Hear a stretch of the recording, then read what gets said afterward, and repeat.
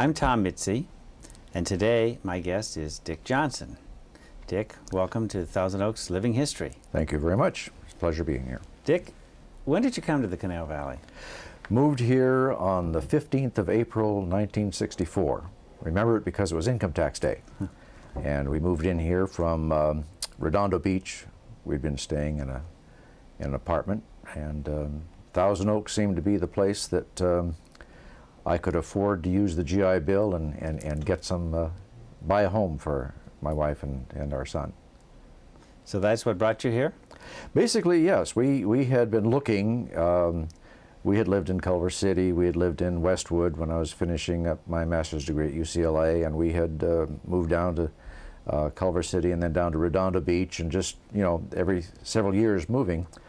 And it was getting time to use the GI Bill and settle down.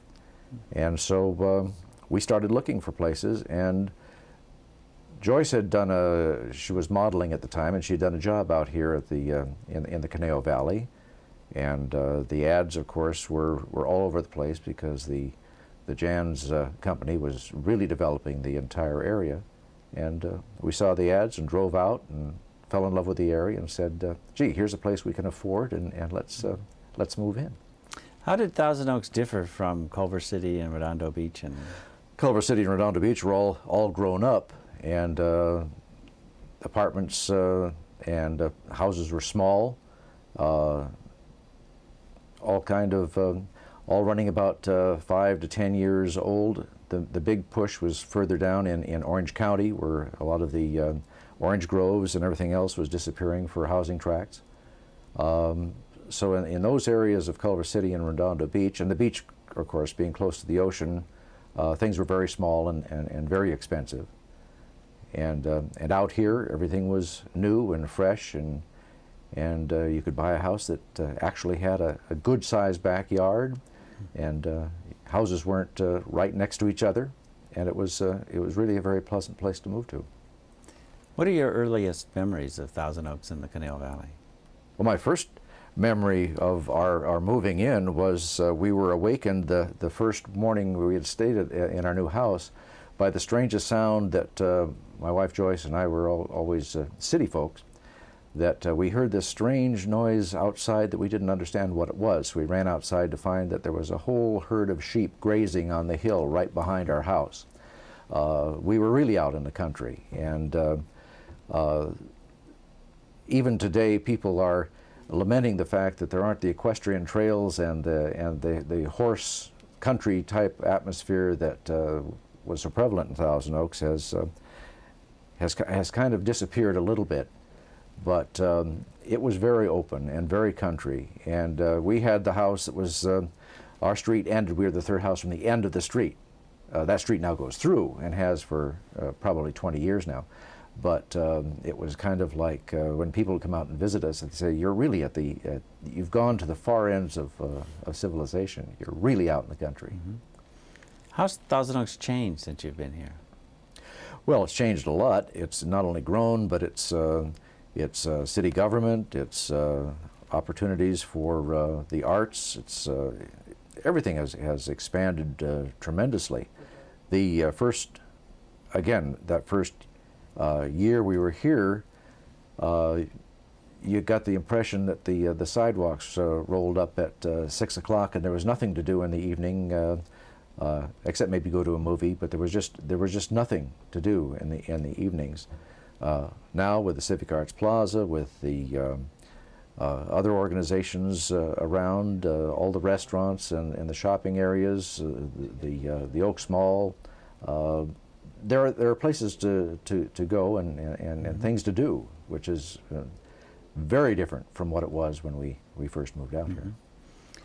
If you're going to describe Thousand Oaks to someone who'd never been here, what would you tell them? A little bit of heaven. I never have regretted our moving out here. It's been a pleasure watching the city grow. It's had its growing pains from time to time, and there certainly have been its controversies. But I think as a community, it's beautifully it's been beautifully developed. We enjoy the ridge lines. We enjoy the parks. Certainly, the weather is wonderful here. And I just think that this is a great place to have landed, quite accidentally, just because we were looking for a place we could move into. Do you have a single outstanding memory of some incident or situation in your time in Thousand Oaks? Oh, I don't know that I have any specific memory or any one thing that stands out. It's been a very continually growing and enriching experience to be here. I've been active with a number of organizations, but basically a great deal to do with the arts, Conejo Players, involved with the Alliance of the Arts in the raising funds for the Civic Arts Plaza. I think that the opportunities that this community offers for people to get involved and to have a voice and participate is something that is also very endearing to somebody who is looking for a place to live. Mm-hmm. Well, you've really been involved in the early stages of the development of the Civic Arts Plaza and a continuing involvement with the Conejo Players. You're sort of a double threat man. Tell us a little bit about the Conejo Players, and they have some exciting plans, I understand. I got involved with the Players, probably about 5 years after we moved here. It was Jackson Granholm, who was very active in the community. We had a mutual friend in Dr. George Savage, who taught playwriting at UCLA. I was George's teaching assistant when I was going for my master's degree, and George introduced me to Jackson Granholm, and Jackson lived here in Thousand Oaks, and of course he and his wife Doris were very active in the community. And I remember getting a phone call from Jackson saying, "You've got to come down and help the." He'd seen some shows I directed for George, and he said, "You have to come down and help us build some scenery." And at that time, I was working for Channel 9, and I was an art director working in the shop, and I was designing and building sets all day long, and somehow spending my weekends with a hammer in my hand and doing the same thing I did for a living didn't seem to appeal to me. So I didn't get involved. Later on, one of the founders of the Conejo Players, Dwight Hauser, was directing a musical that he and an old college chum had written called Immortal Melody, based on the life of Tchaikovsky, and used melodies from Tchaikovsky.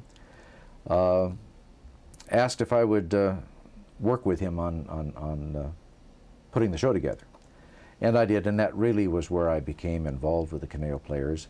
I had directed a number of equity workshop productions in North Hollywood and other areas. And my feeling about the so-called professional workshop theaters, the 99-seat houses throughout, was that these were not only workshops, these were strictly showcases for the people that were involved. And as a director, I found it very difficult to get an ensemble. Everybody was out for themselves. Everybody was trying to upstage each other, and the director's control was limited as to what you could do. And so I fought that battle for a while, and then when I got involved with the Conejo Players, I was absolutely amazed at how basically an amateur, for-love organization, you had actors, performers who actually listened to you when you gave direction and actually worked to put what you said together. And it was just such a refreshing experience that these people were trying to put on the best show they possibly could, and they were willing to work hard at it. And the attitude was so different from the little off Melrose, North Hollywood storefront 99-seat showcases that I really became very involved with the Conejo Players. But many of those I don't want to run down the 99-seat theaters. I think that over the years, those have developed into some very nice, the ones that have lasted have developed very nice. The one that I was involved with at the corner of Lancashire and Magnolia has been supplanted by the Television Academy. That's where the site of the current TV Academy is. Mm-hmm. If there's anything that you could change about Thousand Oaks, what would it be? I'd like to change the attitude of some of the people who've come more recently and do not appreciate the work that was done before they got here. Having been here since before the city was 5 months before the city became a city, I've seen the city council throughout the ages, the city manager, the city employees, everybody in the community really get involved with making this the place it is today. And the latecomers who are attracted to the place and love it for what it is today seem to, in many cases, not give credit where it's due and want to make darn sure that nobody screws it up by coming in after them. And I just think that attitude is unfortunately very self-serving, and it isn't the attitude that got Thousand Oaks to where it is and how it is. It's so the constructive, always thinking, the looking ahead, very positive attitude is what made Thousand Oaks what it is today. Is there one person or one group that you think has had the biggest impact on the development of Thousand Oaks? I think there's, I can think of several, I guess, heroes, if you want to say, mm-hmm. that I appreciate their having been here and having an opportunity to get to know them a little bit and work with them. One is certainly Alex Fiore, one of the first city councilmen. His dedication to what the city is and can be, I think was very important in helping shape the city that it is. Another is Dr. Raymond Olson, who was president of Cal Lutheran University. He was really the chairman of the Alliance for the Arts when I became involved with the Alliance for the Arts. In fact, he's the one who insisted that I needed to be on the board of the Alliance and got me very much involved. He's a gentleman that you find it very difficult to say no to. His dedication to the project of having a community auditorium, a community performing arts center, is really part of the backbone of this city getting the Civic Arts Plaza accomplished as it is today. What are your hopes for the future of Thousand Oaks? Oh, I hope it can just continue to be the little piece of heaven on earth. I think that it has obviously the problems that a lot of people complain about that any place that gets well populated has. Yes, the traffic is tighter, and yes, there's hard to find a place to park at the shopping centers, and those kinds of problems. But as I said, when I lived in Culver City and Redondo Beach 30 some odd years ago, those were the conditions there, and it really hasn't. It doesn't tie it up. That's not a problem. Everybody has to find a way to get from point A to point B somehow, and if driving their cars is the way they have to do it, so be it. Traffic and that kind of congestion has never really bothered me. I don't think that takes away the charm of what Thousand Oaks is. It'd be nice to have a better bus system, I think, but I think in time that'll come. I think that as the traffic becomes more you become more landlocked and can't get around, public transportation will take over. There still isn't that impetus or need that draws everybody to use it. And of course, it can't function without customers. What is your greatest personal achievement or professional achievement since moving to Thousand Oaks?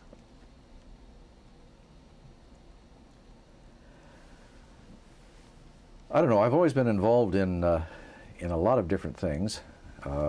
Professionally, when I worked at Channel 9, I started as a stage manager and became an art director, and soon after that a producer director, and after that I became the production manager and eventually the assistant to the program director and executive producer. And in my course of work there, I picked up a few Emmy Awards, and so professionally, I was very happy. When I finally retired and left, I still picked up one that last year, and so professionally, I felt that I had achieved, I guess, what I set out to do. At least, certainly was recognized for it, and most appreciative of that. In Thousand Oaks, being very active with the Conejo Players Theater, and the big committee that was, we had the Cultural Center Planning Committee or something like that, CCPC. And I got involved in that, and from that I became an arts commissioner for a couple terms. During that time, we did a couple things. We established the annual arts festival. We opened the Newbury Park Gallery, and started the Arts Recognition Awards presentations. It was a very active. It was a very active commission at the time. Also, during that time, we started to get involved. The Alliance started to get involved with really approaching the city with the need for a cultural center, and we made the promise to the city that if they'd build one, we would raise an endowment to support the facility, a private endowment. My involvement with the Alliance as first a vice chair of the board and then stepping down to take on the executive director or campaign director, we were able to raise a little over $10 million in pledges by the opening of the Civic Arts Plaza in '94. Those are not personal accomplishments in that everything that I've done has always been as part of a team, kind of an ensemble approach. Certainly the awards I won in television were really due to the talent on camera, the producers, the crew, everybody involved. But you work together to create some and get some sort of recognition. And certainly the fundraising and what we did to raise funds for the Civic Arts Plaza was done with a lot of teamwork, a lot of effort, yourself included. When you came on as executive director of the theaters section, your involvement as part of the fundraiser to tell people and explain to people what your vision was when you took over was extremely helpful. But I think that everybody, including the people from the construction company that would come along on the tours and answer those technical questions as to why the wires were running in a certain direction or why there was a trench there. Everybody built the story and the understanding of what this center would become. And if I have made any accomplishments and so forth, it's really not necessarily on the coattails of other people, but certainly arm in arm with a lot of other people, and I prefer that kind of a feeling. And I have fortunately been blessed with a couple nice awards from the city for my involvement.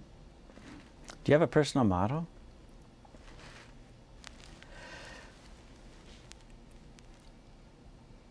I don't know that I have a personal motto as such, but there's a a word that I just can't say or have trouble saying, and that's can't. I think everybody can do anything if they set their mind to it, and if their attitude is toward solving the problems and moving forward. I've always liked that as kind of a personal challenge of where are we going, kind of a positive approach to things, and I distrust negativity.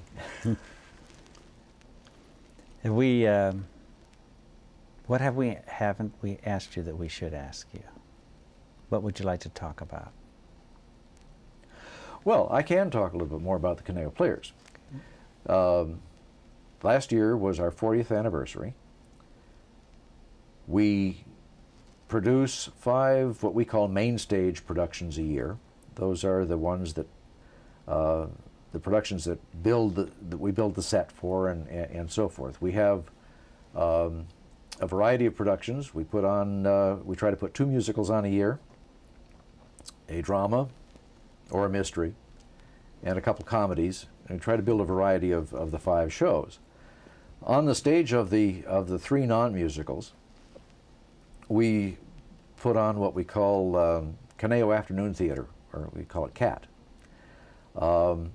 Those are for our workshops of starting directors, and they work on the set of the main stage show on the weekends.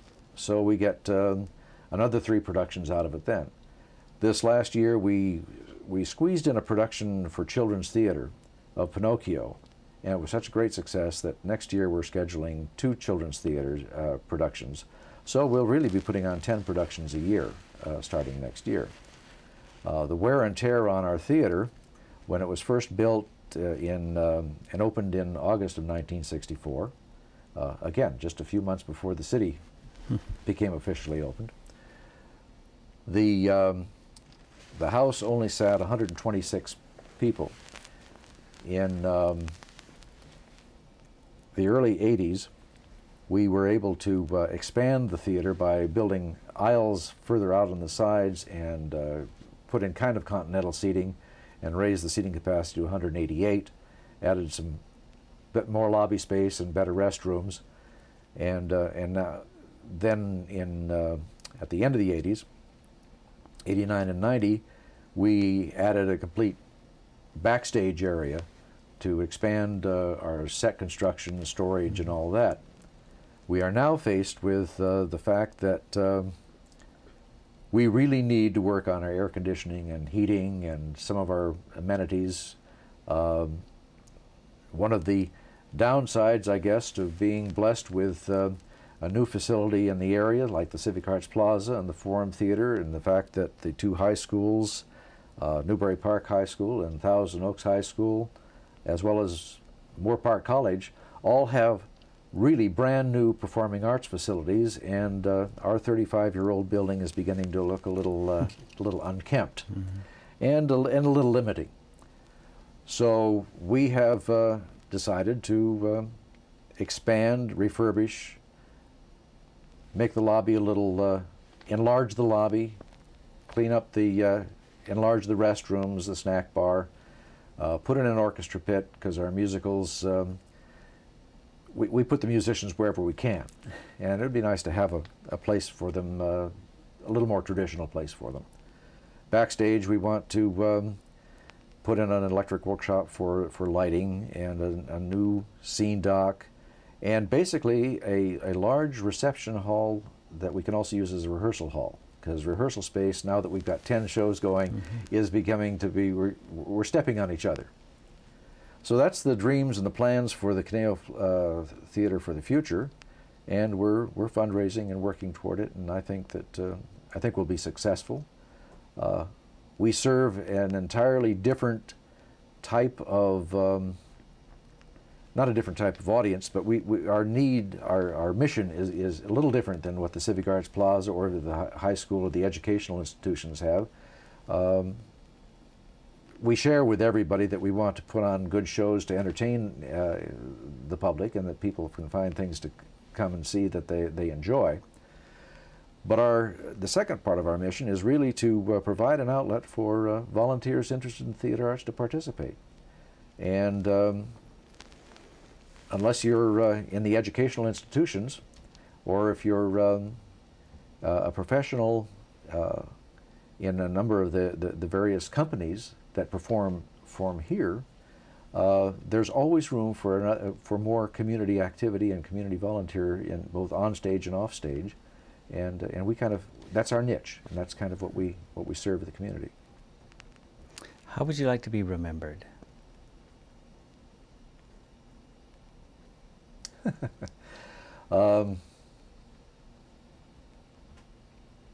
As somebody who had a vision and dreams and work to accomplish something.